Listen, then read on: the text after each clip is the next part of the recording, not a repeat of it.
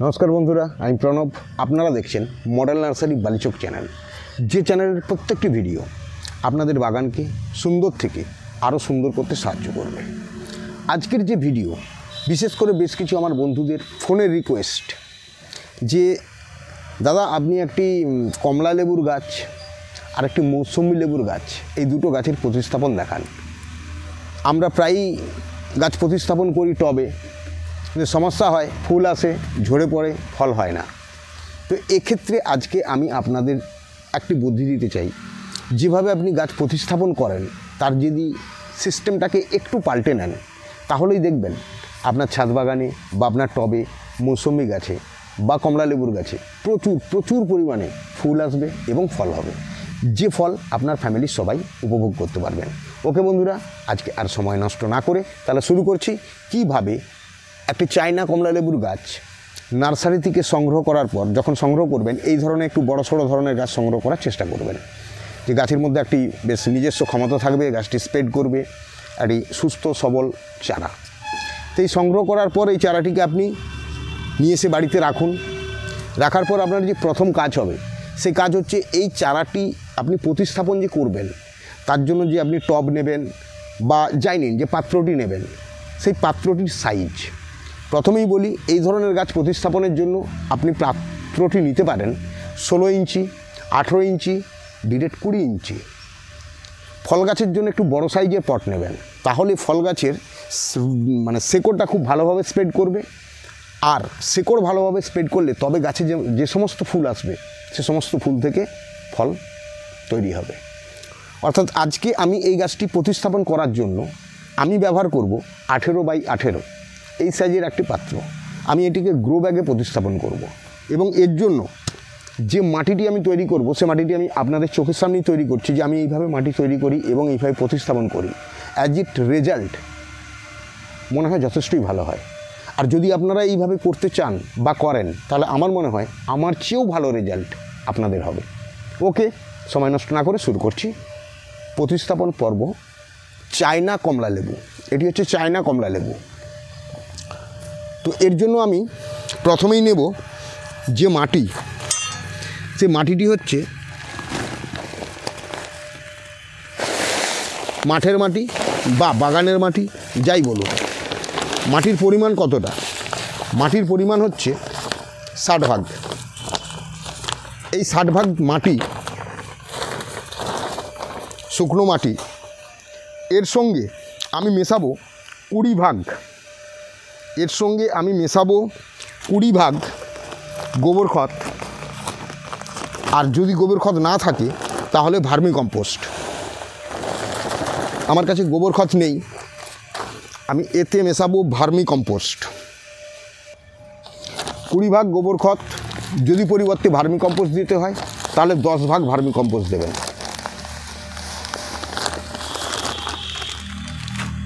এর সঙ্গে আর দেওয়া হবে, আমি ধরে নিলাম আপনারা গোবর খত দিচ্ছেন, তাহলে 60 ভাগ মাটি, 20 ভাগ গোবর খত, তাহলে হচ্ছে 80 ভাগ কমপ্লিট হচ্ছে।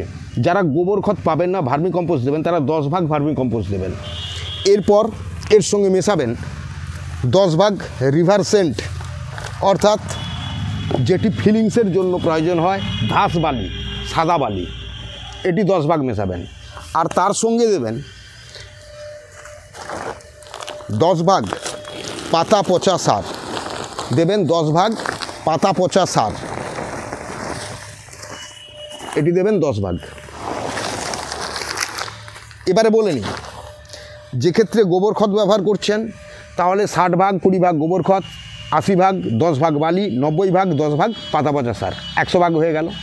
যদি গোবর খত না থাকে, তার পরিবর্তে ভার্মি কম্পোস্ট ব্যবহার করেন, তাহলে 10 ভাগ ভার্মি কম্পোস্ট ব্যবহার করছেন, তার মানে আপনার ঘাটতি হবে 10 ভাগ।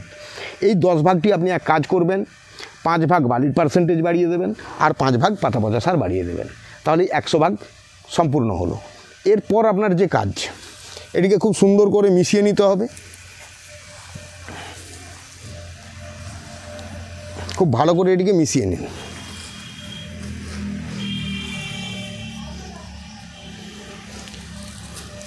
আর ঠিক এই পরিমাণ মাটি, অর্থাৎ এই পরিমাণ মাটি বলতে আমি এটাই বলতে চাইছি যে একটি 18x18 গ্রো ব্যাগে যে পরিমাণ মাটি ধরে বা 20x20 ইঞ্চি একটি পটের জন্য যে পরিমাণ মাটি, ওই পরিমাণ মাটিতে আপনি দেবেন বুনমিল বা শিংকুচি বা হাড় গুঁড়ো। পরিমাণ কতটা? পরিমাণ দেবেন 100 গ্রাম। 100 গ্রাম পরিমাণের বুনমিল বা শিংকুচি বা হাড় গুঁড়ো পরিমাণ দেবেন 100 গ্রাম। এর সঙ্গে আপনি কি দেবেন? এর সঙ্গে আপনি দেবেন super phosphate, single super phosphate. এটি কতটি ব্যবহার করবেন? ওই মাটির জন্য 50 গ্রাম সিঙ্গেল সুপার ফসফেট আপনি ব্যবহার করবেন 50 গ্রাম। তার সঙ্গে আপনি ব্যবহার করবেন 100 গ্রাম সর্ষে খোলের গুঁড়ো, 100 গ্রাম সর্ষে খোলের গুঁড়ো। এর সঙ্গে ব্যবহার করবেন 50 গ্রাম নিম খোলের গুঁড়ো, 50 গ্রাম নিম খোলের গুঁড়ো। আর ব্যবহার করবেন 10 গ্রাম পটাশ, 10 গ্রাম পটাশ। আমি আনুমানিক হিসেবে নিচ্ছি, আপনারা ওজন করে এটি ব্যবহার করবেন। 10 গ্রাম পটাশ আর 10 গ্রাম গ্রোমোর, 10 গ্রাম গ্রোমোর।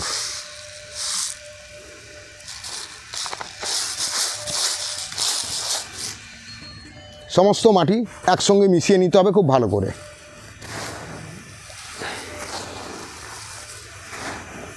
সম্পূর্ণ মাটিটিতে যাতে এগুলো সুন্দরভাবে মিশে যায় তার জন্য মাটিটিকে খুব সুন্দর করে মিশিয়ে নিন।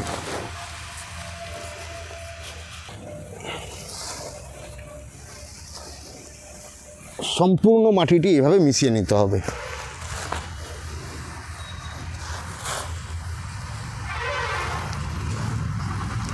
এবং এই মাটিটি মেশানোর সময় খুব ভালো করে মেশাবেন, যাতে সম্পূর্ণ মাটিতে সমস্ত জিনিস যা যা দিয়েছেন সেগুলো যেন একদম চারিয়ে যায়। এবং যদি এতে মনে করেন কেউ কোকোপিট দেবেন, হ্যাঁ কোকোপিট দিতে পারেন, 10% কোকোপিট ব্যবহার করতে পারেন, যাতে ওয়েল ড্রেনেজ হয়, মাটিটি যাতে সুন্দর হয়, অবশ্যই করতে পারেন। এবারে 18x18 বা 20x20 গ্রো ব্যাগ নিতে পারেন। গ্রো ব্যাগ নেওয়ার পর নিচের লেভেলে, অর্থাৎ গ্রো ব্যাগ টোটাল ধরুন যে লম্বা, সে লম্বার 50%-এর তলার দিকে প্রয়োজনীয় কিছু ফুটো এইভাবে করে ফেলুন, যাতে করে জল নিকাশি ব্যবস্থাটা খুব ভালো হয়। এরপর আপনার কাজ, এই গ্রো ব্যাগে আপনার তৈরি করা মাটিটি আপনি সম্পূর্ণ ভরে ফেলুন। এই মাটি ভরার সময় আপনি যখন মাটিটি ভরবেন তখন যাতে মাটিতে কোনো রকমভাবে জল ব্লক না হয়, তার জন্য আমি একটা বুদ্ধি আপনাদের শেয়ার করছি। এটি আপনারা অবশ্যই করুন, এতে আপনারা অনেক বেটার রেজাল্ট পাবেন। সেটি কি? এইভাবে মাটি ভর্তির সময়ে আপনি করবেন। দেখুন গ্রো ব্যাগে মাটিটা আমি ভরছি, ভরার সঙ্গে সঙ্গে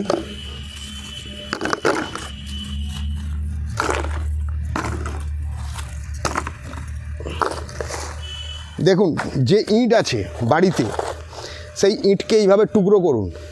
টুকরো করে একটা দুটো চারিয়ে চারিয়ে ইটকে ফেলে দিন মাটির ওপর, তারপরে আবার মাটি ভরুন। কেন এ কাজটি করবেন? এ কাজটি করার আসল উদ্দেশ্য হচ্ছে, এত বড় গ্রো ব্যাগে যখন আপনি জল দেবেন, কোনো কারণে যখন মাটি পুরো সম্পূর্ণভাবে সিল্ড হয়ে যাবে, তখন কিন্তু ওয়াটার ড্রেনেজ সমস্যা হবে। ওপরে যে খাবার দেবেন, খাবার গাছের তলা অবধি যাবে না।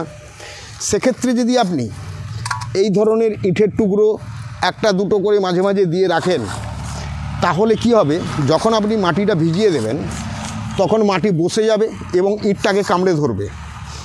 কিন্তু যখন মাটি শুকনো হবে তখন ওই ইট থেকে মাটিগুলো ছেড়ে যাবে। অর্থাৎ আপনার টোটাল যে মাটি কখনোই সম্পূর্ণ সিল হবে না, ওই ইটের জায়গাগুলোতে গ্যাপ তৈরি হয়ে যাবে যখন মাটি শুকনো হবে। তারপরে যখন আপনি ওয়াটারিং করবেন তখন খুব সহজেই জল একদম নিচে অবধি চলে যাবে। তো এইভাবে গ্রো ব্যাগে ভরার পরে আপনাদের কাজ ওইভাবে ইট দিয়ে দিয়ে ছোটো ছোটো এইভাবে ঝামা ইট ফেলে ফেলে চারিয়ে দেবেন। ভর্তি করছেন, সম্পূর্ণ ভরে দেবেন। ভরে দেওয়ার পর ভালো করে জল দিয়ে একদম ভর্তি করুন, জলে নিচে দিয়ে জল বেরিয়ে যাবে। এই অবস্থায় এই জায়গাটিকে নিয়ে গিয়ে রোদে রাখুন। কতদিন রাখবেন? 15 থেকে 20 দিন।